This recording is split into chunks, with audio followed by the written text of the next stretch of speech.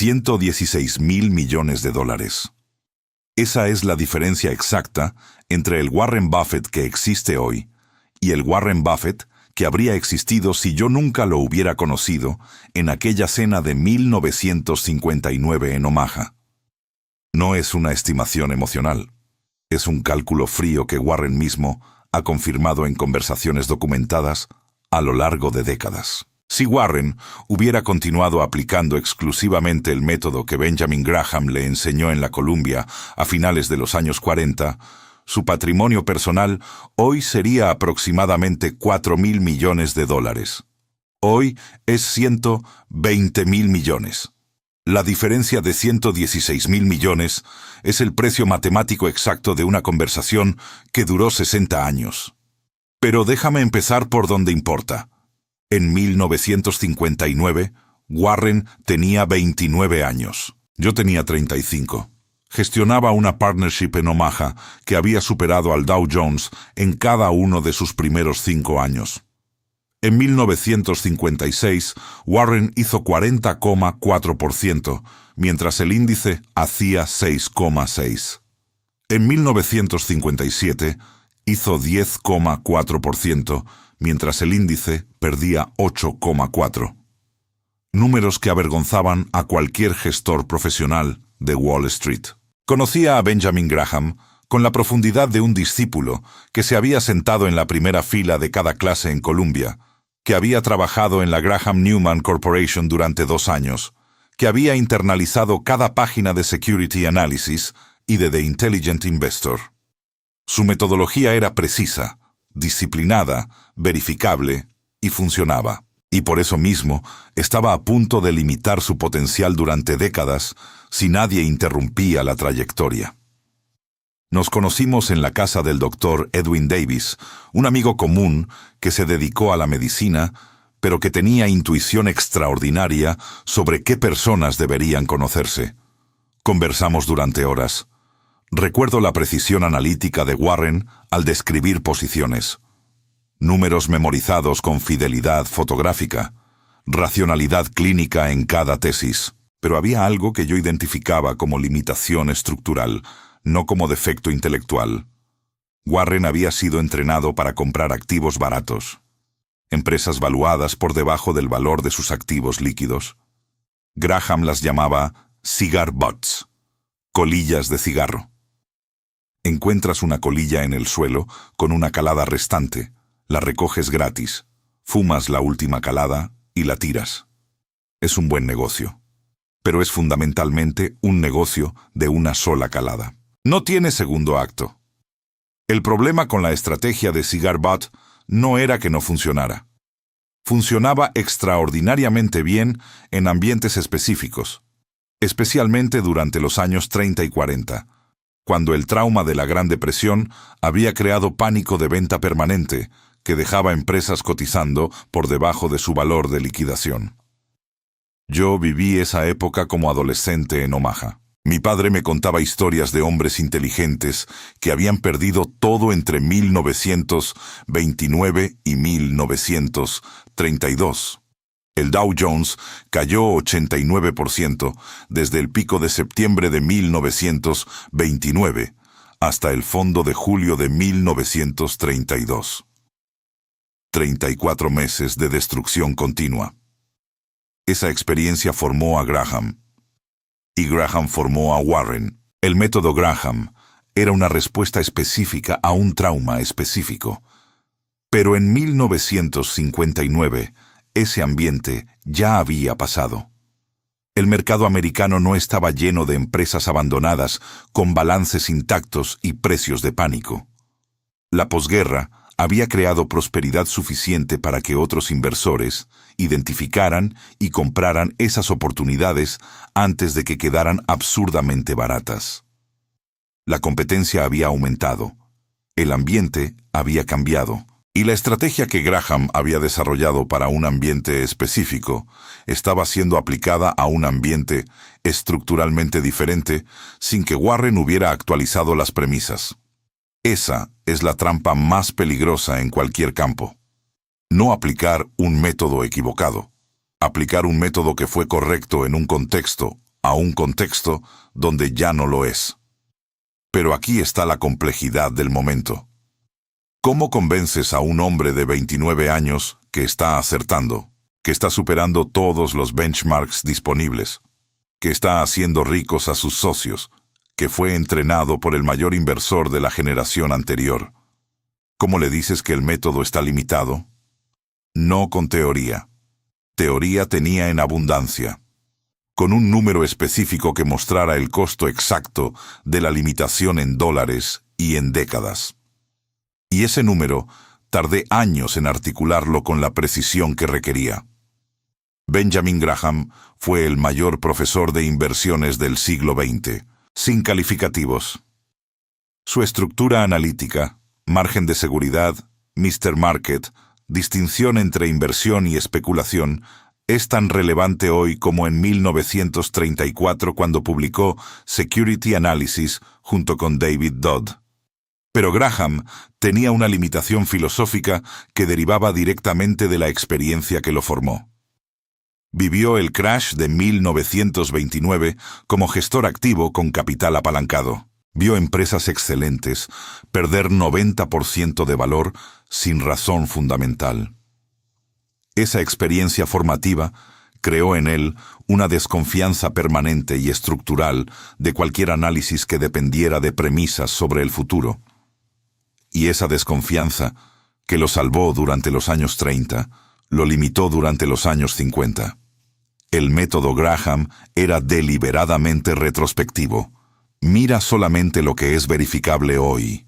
Balance patrimonial actual, valor liquidativo actual, activos tangibles actuales. Cualquier proyección de crecimiento futuro, cualquier análisis de ventaja competitiva, cualquier intento de valorizar intangibles, marcas, cultura, posición de mercado, era en la visión de Graham especulación disfrazada de análisis. No pagues por crecimiento que no puedes verificar. Ese era el principio. Era un principio extraordinariamente sólido para proteger contra pérdidas. Era un principio que sistemáticamente impedía capturar las mayores ganancias disponibles en el mercado. Philip Fisher publicó Common Stocks and Uncommon Profits en 1958, un año antes de mi encuentro con Warren. El argumento de Fisher era el opuesto preciso de Graham. El valor más importante de un negocio no está en el balance de hoy, sino en la capacidad del negocio de producir caja libre en los próximos 10, 20, 30 años. Y esa capacidad es determinada por factores intangibles que Graham se negaba a analizar. Ventaja competitiva sostenible, calidad e integridad de la gestión, capacidad de crecer sin destruir márgenes, cultura que atrae y retiene talento. Esos factores no aparecen en el balance, pero determinan, mucho más que el balance actual, lo que la empresa valdrá dentro de 20 años. Yo había leído a Fisher antes de conocer a Warren, y había llegado a una conclusión que me tomaría años articular con la precisión que merecía. Graham y Fisher no eran teorías opuestas sobre inversión. Eran teorías complementarias que describían diferentes aspectos del mismo objeto. Graham describía el precio mínimo aceptable, la protección contra pagar demasiado. Fisher describía el valor máximo potencial, la capacidad de capturar ganancias extraordinarias. Un inversor que usara solamente Graham pagaría poco por activos mediocres. Un inversor que usara solamente Fisher podría pagar demasiado por activos excelentes. La combinación, pagar precio razonable por negocios extraordinarios, era matemáticamente superior a ambas metodologías aisladamente. El argumento que finalmente movía a Warren en un almuerzo en Omaha, a mediados de los años 60, no era filosófico, era aritmético, y Warren lo entendía con la velocidad de un matemático. Considera dos inversiones hipotéticas, ambas compradas por $1 millón. Inversión A. Empresa típica de cigar butt, comprada al 60% del valor liquidativo de $1.670.000. Retorno sobre capital del 6% anual. Margen y eficiencia mediocres, pero activos tangibles sólidos. En 10 años, si vendes a valor contable asumiendo que el negocio no creció ni destruyó valor, recibes de vuelta aproximadamente $1.790.000, incluyendo los beneficios reinvertidos. Retorno: 6% anual compuesto. Decente. Inversión B. Empresa excelente con ventaja competitiva fuerte, comprada a 15 veces los beneficios. Precio que Graham llamaría caro. Retorno sobre capital del 20% anual. Margen alta. Eficiencia extraordinaria. Capacidad de reinvertir beneficios dentro del propio negocio a tasas altas. En 10 años, ese negocio vale $6.190.000. Crecimiento del 520% sobre la inversión original. Retorno: 20% anual compuesto. No es marginalmente mejor que el Cigar BAT. Es 3,3 veces mejor en capital absoluto generado en el mismo periodo. El punto más poderoso del argumento era la escala temporal. En 20 años, el Cigar BAT al 6% se convierte en $3.210.000. El negocio excelente al 20% se convierte en $38.300.000. La diferencia no es lineal. Es exponencial y se amplía cada año adicional. En 30 años, el Cigar BAT vale $5.740.000. El negocio excelente vale $237 millones. La diferencia de $231 millones fue producida por la diferencia de calidad de negocio, no por la diferencia de precio pagado en la compra. Eso invertía completamente la lógica dominante. Graham se enfocaba obsesivamente en el precio de compra como determinante del retorno. Mi argumento era que en horizontes de 20 a 30 años, la calidad del negocio es el determinante dominante del retorno, no el precio de compra. Warren procesó ese argumento con la velocidad que lo caracteriza. Y entonces hizo la pregunta correcta, que es siempre la señal de una mente extraordinaria. Si la calidad del negocio domina el retorno en el largo plazo, ¿cuál es la calidad mínima aceptable y cómo la identificamos de forma verificable? Esa pregunta transformó el argumento teórico en sistema operacional, y la respuesta tardó años en ser completamente articulada. Pero su núcleo era suficientemente simple para ser expresado en 3 criterios que se volvieron los pilares de la Berkshire moderna. El primer criterio: el negocio debe tener ventaja competitiva duradera, lo que Warren vendría a llamar MOAT o foso. No ventaja de producto que puede ser copiada en 18 meses. No ventaja de tecnología que puede quedar obsoleta en 5 años. Ventaja estructural que se vuelve más difícil de atacar con el tiempo. Marca consumidora con décadas de construcción. Efecto de red que crece con cada usuario agregado. Costo de cambio que aumenta con el tiempo de uso. Escala que produce estructura de costo inalcanzable para competidores menores. La Coca-Cola, en 1988, tenía los 4 tipos de foso simultáneamente. La marca, construida desde 1886, tenía reconocimiento del 94% en naciones donde el ingreso per cápita no permitía la mayoría de productos americanos. El sistema de distribución global de embotelladores tenía escala que tornaba el costo de entrada de un competidor nuevo prohibitivo. Se estima que recrear la infraestructura de distribución de Coca-Cola costaría más de $200.000 millones en moneda de 2024. El costo de cambio para el consumidor habitual era psicológico pero real. Décadas de asociación de sabor, memoria afectiva, ritual, y el efecto de volumen permitía que Coca-Cola produjera su concentrado a costo que ningún competidor de menor escala podría nunca igualar. Warren pagó $1.300 millones por una posición que valía $25.000 millones en 2023. El foso estaba intacto, más profundo. 35 años después. El segundo criterio, gestión honesta y competente que piensa como propietaria.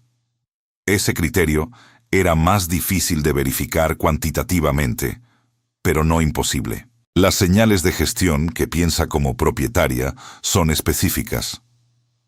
Remuneración ligada a retorno sobre capital, no a crecimiento de ingresos o tamaño del balance. Comunicación honesta sobre errores. Un gestor que admite errores en los informes anuales es más confiable que uno que solamente describe éxitos. Asignación de capital que prefiere recompra de acciones cuando el precio está debajo del valor intrínseco sobre adquisiciones que amplían el imperio del gestor. Negativa a emitir acciones diluyendo accionistas para financiar adquisiciones cuando el caja interno sería suficiente. El tercer criterio, y el que más diferenciaba de la metodología pura de Graham, era el precio. No buscar el precio más bajo posible, sino el precio que permite margen de seguridad suficiente, dado el potencial de largo plazo. Graham quería pagar 60% del valor liquidativo. Mi contribución fue argumentar que para negocios extraordinarios, pagar 15 o incluso 20 veces los beneficios es barato si el negocio va a duplicar sus beneficios en los próximos 10 años. El precio correcto para un negocio mediocre es bajo. El precio correcto para un negocio extraordinario es razonable, no bajo. Confundir los dos es el error que la metodología pura de Graham inducía sistemáticamente. En 1972, Warren y yo compramos See's Candies por $25 millones. Blue Chip Stamps, vehículo que usábamos en aquella época, fue el comprador formal. El negocio valía 30 millones en activos tangibles. Menos de lo que pagamos si calculas con precisión. Por los criterios originales de Graham, era un error. Pagar por encima del valor de los activos tangibles por un negocio de chocolate en California no era value investing. Era pagar por el intangible que Graham desconfiaba. Y era exactamente lo que yo había argumentado que necesitábamos hacer. ¿Qué veíamos en See's que justificaba la prima sobre activos tangibles? 3 cosas específicas y verificables.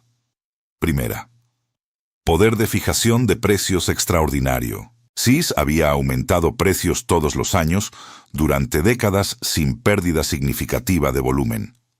Esa es la señal más clara de foso competitivo.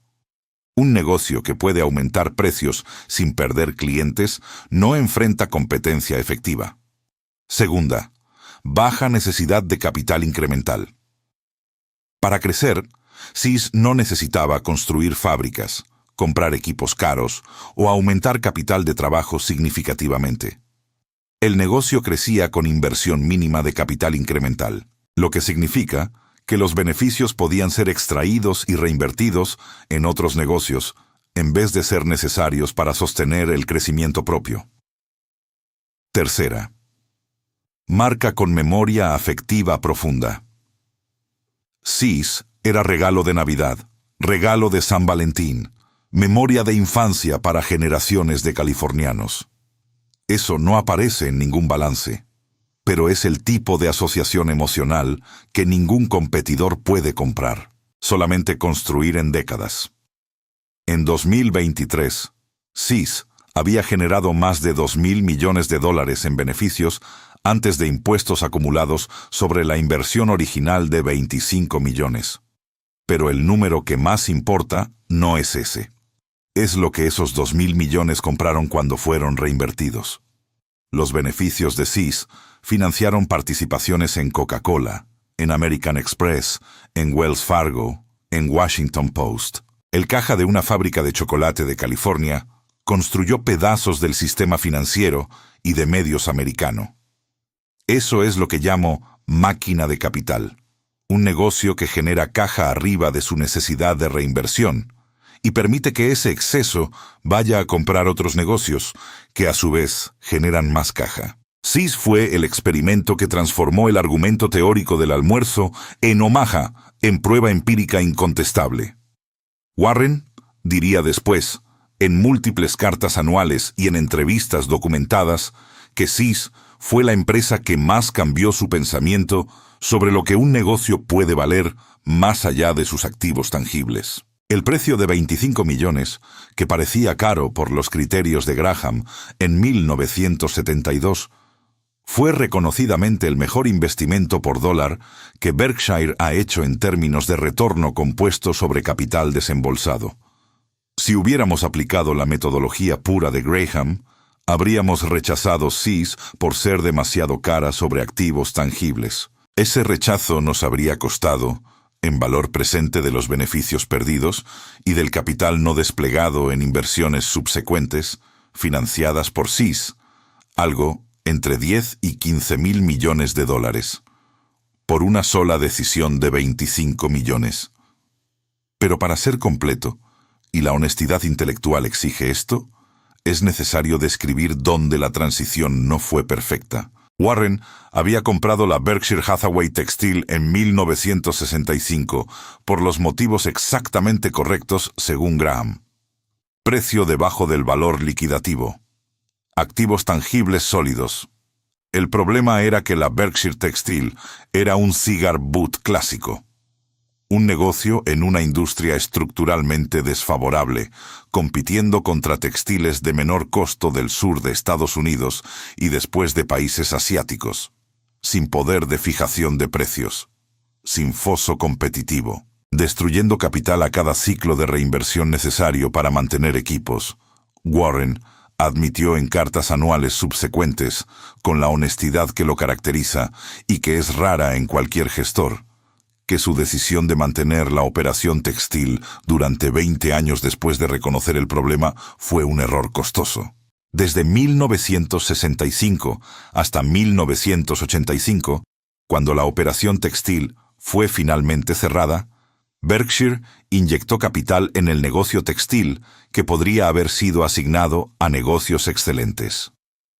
La estimativa de Warren para el costo de oportunidad de ese error, dinero invertido en textiles que podría haber ido para Seas, Coca-Cola y otros, llega a decenas de miles de millones de dólares en valor presente.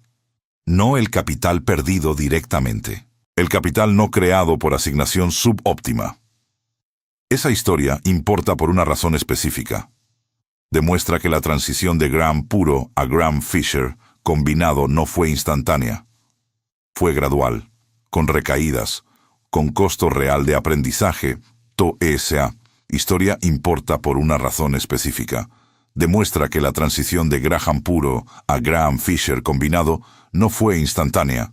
Fue gradual, con recaídas, con costo real de aprendizaje. Seas en 1972 fue un hito, pero la operación textil continuó drenando capital durante 13 años después. El conflicto entre el método antiguo, lealtad a activos tangibles, reticencia a abandonar lo que fue comprado incluso cuando la tesis cambió, y el método nuevo era real y costoso. El dato que torna eso matemáticamente preciso es este. En 1985, cuando la textil fue cerrada, el capital liberado fue inmediatamente reasignado. En 10 años, ese capital se había multiplicado exponencialmente en negocios de alta calidad. El costo de la transición tardía es calculable retroactivamente, y es suficientemente grande para justificar cualquier incomodidad de la transición anticipada. Benjamin Graham falleció en 1976, pero en sus últimos años hay un dato que pocos conocen y que es profundamente revelador sobre la evolución del propio pensamiento de Graham. En una de sus últimas entrevistas, publicada en el Financial Analysts Journal en 1976, poco antes de su muerte, Graham fue preguntado si todavía recomendaba las técnicas detalladas de análisis de títulos individuales que había enseñado durante décadas. La respuesta lo sorprendió a él mismo. No, Graham dijo que las técnicas de selección individual que había desarrollado en los años 30 y 40 se habían vuelto menos eficaces a medida que más analistas las aplicaban. el mercado se había vuelto eficiente lo suficiente para eliminar las discrepancias obvias que antes tornaban el método lucrativo. Estaba concluyendo, casi a los 82 años, que el mercado había cambiado lo suficiente para tornar su propio método obsoleto en la forma original. Eso es extraordinario, porque Graham fue el hombre que más influenció a Warren antes de mí. Y Graham había llegado, independientemente, a una conclusión que convergía con el argumento que yo había movido a Warren desde finales de los años 50. El método de análisis de gangas por activos tangibles era históricamente correcto y contemporáneamente limitado. El mercado había aprendido, la competencia había aumentado, el alfa disponible había migrado. De empresas subvaluadas con activos visibles para empresas subvaluadas con valor invisible en intangibles.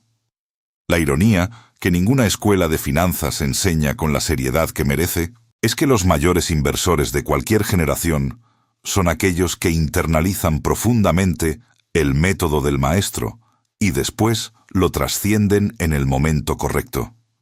Warren internalizó a Graham más profundamente que cualquier otro alumno, pero trascendió a Graham con mi contribución y con la de Fisher, en el momento en que el ambiente había cambiado lo suficiente para tornar la trascendencia necesaria. Un estudiante que se detiene en el maestro nunca alcanza lo que el maestro habría alcanzado si hubiera vivido en las condiciones del estudiante. La matemática de esa trascendencia es precisa. Si Warren hubiera aplicado la metodología pura de Graham toda su vida, comprando solamente cigar butts, sin nunca pagar por calidad intangible, sus estimativas personales, documentadas en conversaciones y cartas, sugieren que tendría tal vez 3 a 4 mil millones de dólares en vez de los 120 mil millones que tiene hoy. La diferencia entre 4 mil millones y 120 mil millones es la diferencia entre un método y su evolución. Es el costo matemático de lealtad al maestro en vez de lealtad a la verdad. Pero detente aquí un momento. Piensa en lo que acabo de decir. 116 mil millones de dólares. Esa es la cifra que separa lealtad a un método de lealtad a la verdad. Y cuando piensas que Warren fue el alumno más brillante, más disciplinado, más leal que Graham tuvo, el costo de esa lealtad es todavía más revelador.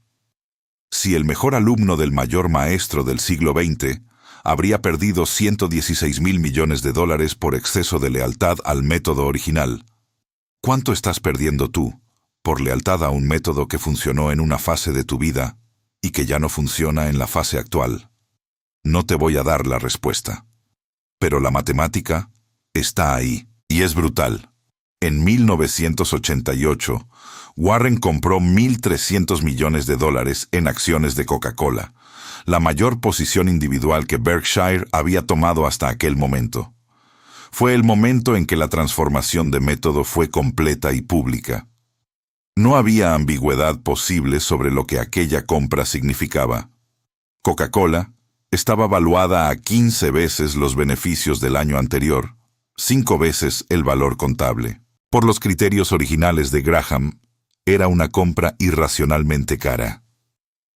Por los criterios Graham-Fisher, que yo había argumentado desde los años 60, era una de las oportunidades más obvias del siglo. ¿Qué tornaba a Coca-Cola obvia en 1988? Existía un evento específico que había temporalmente deprimido el sentimiento sobre la empresa sin alterar su ventaja competitiva estructural. En 1985, Coca-Cola había cometido uno de los mayores errores de marketing de la historia americana.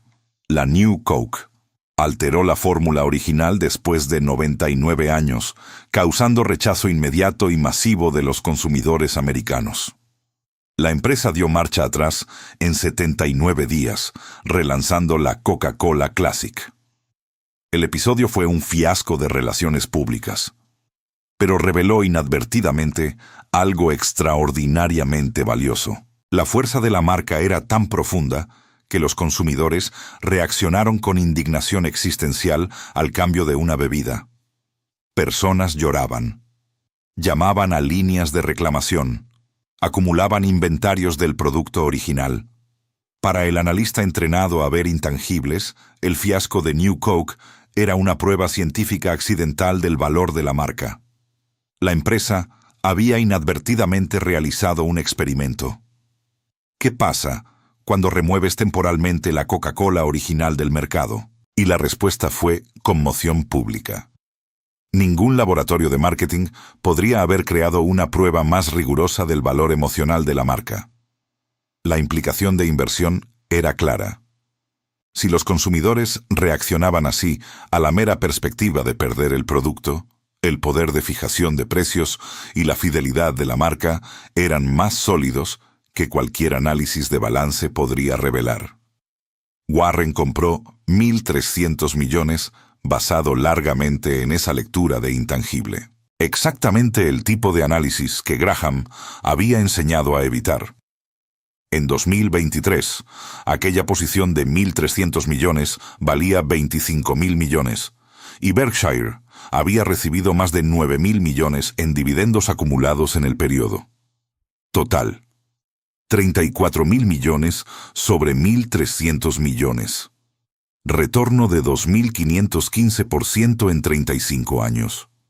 Pero el número que yo considero más revelador es este. El dividendo anual que Berkshire recibe de Coca-Cola hoy, aproximadamente 736 millones de dólares por año, ya es 56% del capital original invertido en 1988, recibido anualmente para siempre. La inversión se pagó entera en menos de 2 años de dividendos corrientes. Eso es lo que sucede cuando compras excelencia a precio razonable y mantienes por 35 años sin interferencia, discutiendo. Warren recibió 1.300 millones de dólares en dividendos solamente entre 1988 y 2010. 22 años. En el año 23, 2011, los dividendos acumulados ya habían superado el precio total de compra. Todo lo que vino después, y son más de 600 millones de dólares recibidos cada año desde entonces, es retorno puro sobre capital que ya había sido recuperado. Matemáticamente, la posición de Coca-Cola hoy tiene costo cero para Berkshire. Negativo, de hecho. Cada dividendo recibido desde 2011 es ganancia pura. Y las 25.000 millones de dólares de valor de mercado son, contablemente, un regalo sobre inversión que ya se devolvió entera. Ningún cigar butt en la historia de Graham produjo jamás ese tipo de retorno, ni remotamente. Porque los cigar butts son por definición negocios que van a ser vendidos. Tienen fecha de expiración. El modelo Graham asume que compras barato, vendes cuando el precio converge al valor, reciclas el capital en otra ganga. Cada transacción incurre costos. Cada transacción incurre impuestos. Cada transacción requiere encontrar la próxima oportunidad. El modelo Graham-Fisher asume que compras una vez y mantienes para siempre. No hay costos de transacción recurrentes. No hay impuestos sobre ganancia de capital hasta que decides vender, que en nuestro caso es nunca. No hay necesidad de encontrar una nueva oportunidad cada 2 años. El capital trabaja sin interrupción, y los beneficios compuestos trabajan sobre bases crecientes año tras año. La historia de mi influencia sobre Warren no es una historia de un hombre enseñando a otro. Es una historia de 2 métodos en tensión productiva durante décadas. Y lo que emergió de esa tensión fue superior a ambos métodos originales. La metodología Graham pura protegía contra pérdidas con extraordinaria eficacia. La metodología Fisher pura capturaba crecimiento con extraordinaria eficacia. La combinación, protección contra pérdidas en negocios que también crecían de forma extraordinaria, era lo que yo llamaba lo mejor de ambos mundos en conversaciones con Warren. Pero la lección más transferible no es sobre la combinación específica de Graham y Fisher. Es sobre el principio metanivel que la combinación ejemplifica. Ningún método analítico, por más robusto que sea en su contexto original, es permanentemente óptimo en todos los ambientes.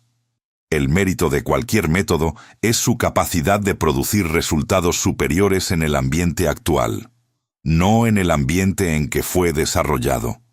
Graham desarrolló su método en el ambiente de 1930 a 1950. Era óptimo para ese ambiente. A medida que el ambiente cambió, más analistas, más información disponible, más eficiencia en el precio de activos tangibles, mayor importancia de activos intangibles en la economía americana, el método necesitaba evolucionar. Warren tenía la inteligencia para evolucionar. Necesitaba a alguien que identificara con precisión qué necesitaba cambiar y por qué. La prueba matemática final de esa transformación está en los números de Berkshire en dos periodos distintos. Desde 1957 hasta 1969, la era de las partnerships de Warren, usando metodología esencialmente Graham, el retorno anual compuesto fue aproximadamente 29,5% anual. Extraordinario.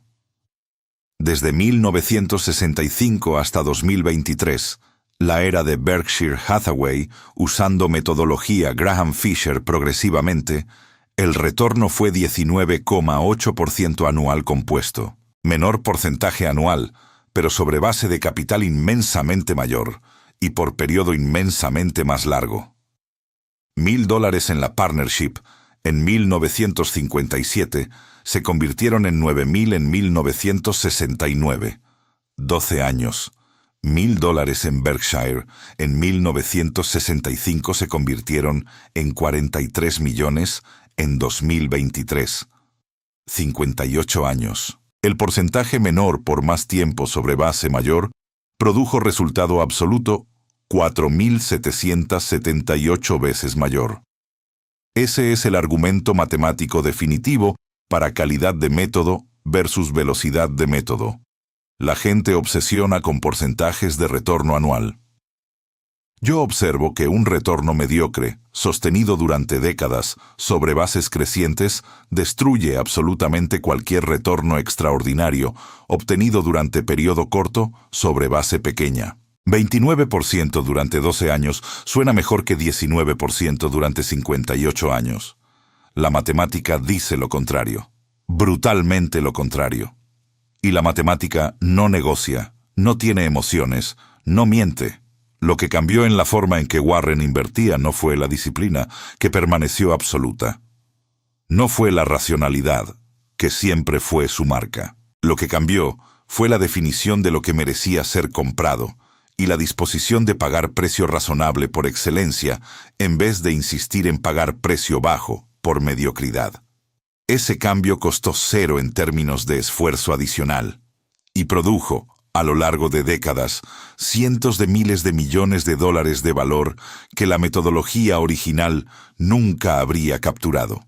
Pero aquí está la provocación que quiero que sientas. Si el cambio costó cero en esfuerzo adicional, si fue puramente un cambio de definición, ¿por qué tardó tanto en ocurrir? ¿Por qué Warren necesitó años para incorporar completamente el argumento, mismo después de que la matemática le fue presentada con precisión? Y más importante, ¿cuántos cambios de definición estás tú evitando en tu propia vida, no por falta de información, sino por lealtad emocional a la definición anterior? La resistencia al cambio de método no es racional, es tribal, es identitaria. Warren había construido su identidad como discípulo de Graham. Cambiar de método era, en algún nivel, traicionar a Graham. Y la lealtad al maestro, que había sido virtud durante años, se había vuelto prisión estructural. Lo mismo ocurre contigo. El método que dominas, sea de inversión, de trabajo, de relación, de educación, fue construido en un contexto específico. Y tú eres leal a ese método, no solamente por sus resultados, sino porque ese método define quién tú eres. Cambiar de método es, en algún nivel, dejar de ser la persona que fuiste. Por eso la resistencia es tan intensa. Por eso la mayoría nunca hace el cambio. mismo cuando la evidencia se acumula de que el ambiente ha cambiado y el método no es más óptimo. Y por eso, la mayoría termina con una fracción del resultado que habría alcanzado con un ajuste metodológico a tiempo. Hay una versión de esta historia que los periodistas cuentan y que es precisa en la superficie, pero errada en la estructura. En esa versión, Charlie Munger llegó y le dijo a Warren que dejara de comprar empresas baratas y empezara a comprar empresas buenas. Warren escuchó y obedeció. Fin.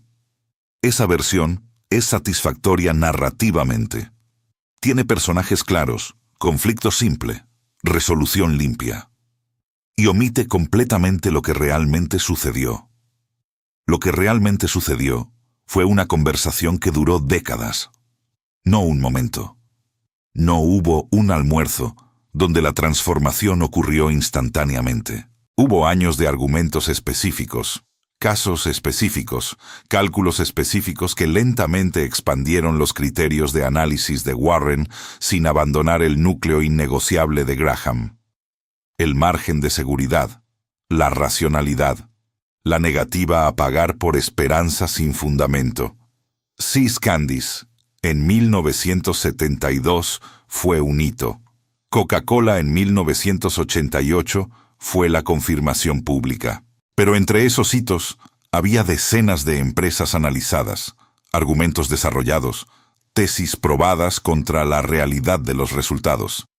American Express en 1964 durante el escándalo del aceite de ensalada. Keiko, recomprado en múltiples fases desde 1976. Washington Post en 1973. Cada una de esas decisiones era un experimento sobre hasta dónde aplicar Graham, hasta dónde aplicar Fisher, cómo combinar los dos. Y cada resultado alimentaba la próxima decisión con más precisión. Lo que fue transmitido no fue un método, fue una expansión de vocabulario analítico. Warren ya sabía todo lo que Graham había enseñado. Yo agregué el vocabulario de Fisher, la capacidad de ver valor en intangibles verificables, de evaluar durabilidad de ventaja competitiva, de precificar la diferencia entre un negocio que va a producir 20% de retorno sobre capital durante 30 años y un negocio que va a producir 8% durante 5 años antes de deteriorarse. Con ese vocabulario adicional, los mismos datos financieros producían conclusiones diferentes y más precisas. A los 99 años, cuando miro para el resultado de 58 años de Berkshire, 780.000 millones de dólares de valor de mercado a partir de una textil quebrada de 22 millones, lo que veo no es genio individual. Es el producto de una asociación intelectual donde dos métodos distintos se complementaron de una forma que ninguno de los dos produciría aisladamente. Graham dio el fundamento. Nunca pagues más de lo que el valor justifica. Nunca uses apalancamiento que puede destruir capital permanentemente. Siempre piensa como propietario de largo plazo. Fisher, vía mi interpretación, dio la expansión. El valor real de un negocio está en su capacidad futura de generar caja, y esa capacidad es determinada por factores que no aparecen en los balances, pero son verificables por análisis rigurosa del negocio y de la industria. La lección que esta historia contiene, y que ninguna escuela enseña con la completitud que merece, es que los mayores saltos intelectuales no ocurren cuando alguien aprende algo completamente nuevo. Ocurren cuando alguien que domina un método encuentra a alguien que domina un método complementario, y ambos tienen humildad suficiente para reconocer que la verdad está en la combinación, no en la competencia. Warren habría sido un gran inversor sin mí. Yo habría sido un gran inversor sin Warren. La combinación produjo algo que ninguno de los dos habría producido aisladamente, y ese principio, que llamo de pensamiento interdisciplinario, se aplica a cualquier campo donde la excelencia sea posible. Pero quiero volver a la Berkshire Textile por un momento, Porque hay un detalle que la mayoría de los relatos omite y que es fundamental para entender lo que aprendimos. Durante aquellos 20 años en que mantuvimos la operación textil, a pesar de saber que era un error, hay un patrón de comportamiento que Warren documentó en las cartas anuales con honestidad brutal. Cada año, los gerentes de la textil pedían más capital. Cada año presentaban proyectos de reinversión que, supuestamente, transformarían la operación y permitirían competir con los textiles del sur y después de Asia. Cada año, Warren aprobaba una porción de esos proyectos, esperando que la transformación ocurriera. Y cada año los resultados confirmaban que el ambiente estructural de la industria textil americana hacía imposible generar retornos adecuados sobre capital, no importa cuán competentes fueran los gerentes locales. Warren llamó eso de lección más dolorosa de su carrera. No el dinero perdido directamente en textiles, sino el patrón cognitivo de seguir invirtiendo donde el ambiente estructural era desfavorable, simplemente porque ya habíamos comenzado a invertir ahí. Los economistas llaman eso de falacia del costo hundido. Cuando ya invertiste recursos significativos en un proyecto, hay tendencia psicológica a continuar invirtiendo para justificar las inversiones anteriores, en vez de reconocer que las inversiones anteriores están perdidas independientemente y que cada nueva decisión debería ser evaluada solamente por sus méritos futuros. Warren conocía ese principio teóricamente, lo había enseñado a otros, y aún así, en el caso de la Berkshire Textile, cayó en la trampa durante 20 años. La lección de eso, para cualquier decisión, es simple y brutal.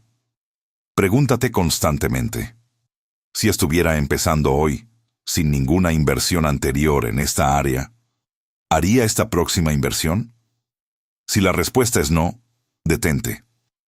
El hecho de que ya invertiste antes es completamente irrelevante para la decisión actual. Pero el 90% de las personas es incapaz de hacer esa separación. La identidad construida alrededor de las inversiones pasadas hace imposible abandonar el curso cuando el ambiente cambia. Y ese patrón cognitivo, que es universal, no es limitado a la inversión financiera,